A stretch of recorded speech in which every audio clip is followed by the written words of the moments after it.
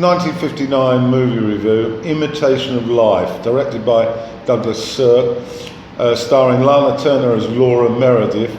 Sandra Dee plays her daughter, Susie. Juanita Moore plays Annie Johnson. Sarah Jane is Annie's daughter, played by Susan Colner. John Gavin plays Steve Archer, and Dan O'Herity plays Dave Edwards, and this film agent, Alan Loomis, is played by Robert Alder. So what have we got here? Well, the setting is in America. We first meet the lead characters on Coney Island Beach, absolutely packed, and Laura is frantically looking for her daughter amidst the crowd.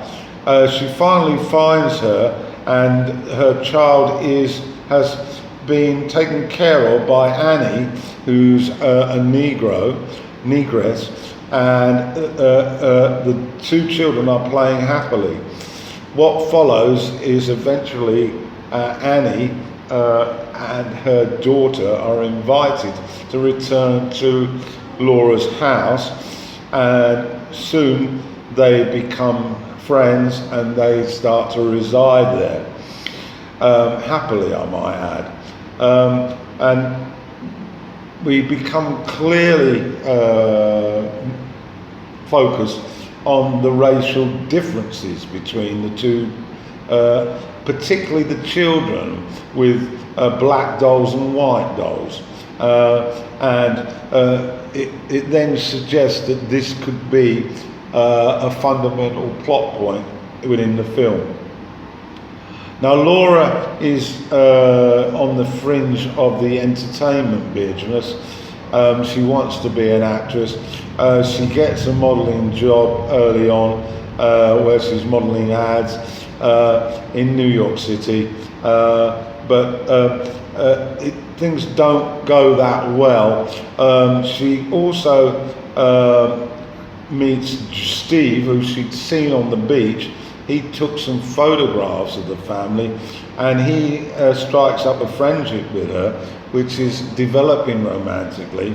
But the problem is that Laura is determined to get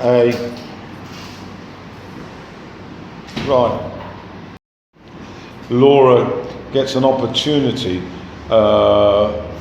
when she meets Loomis, and as a result she gets a part in a theatre production, a play written by Edwards, and it becomes quite successful, and this launches her career initially in theatre.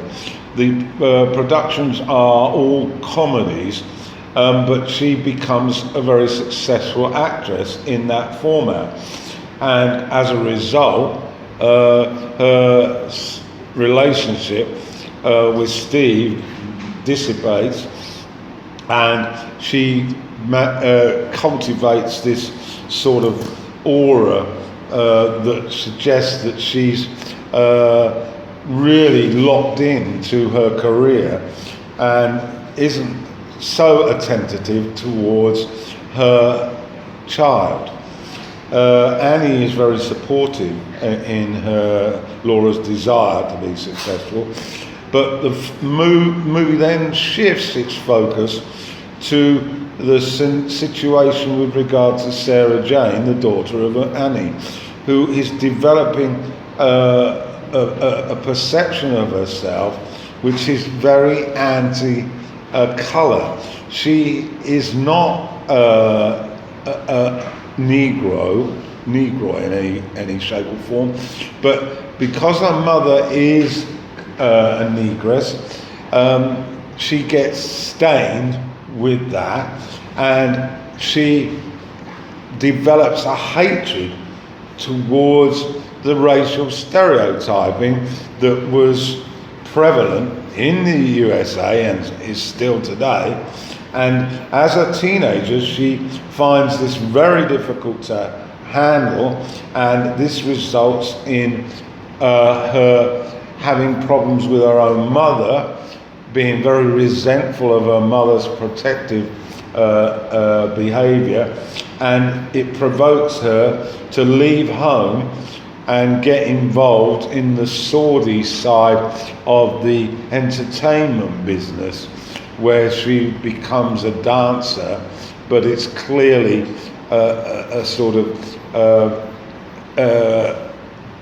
business venture that walks a very thin line towards prostitution.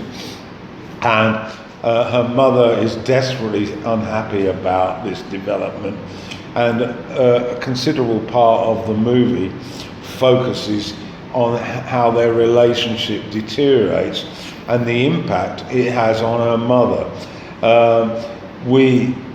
Laura is very sympathetic and tries to help, but she is still geared predominantly towards her own career. And this is basically the cut and thrust of the movie.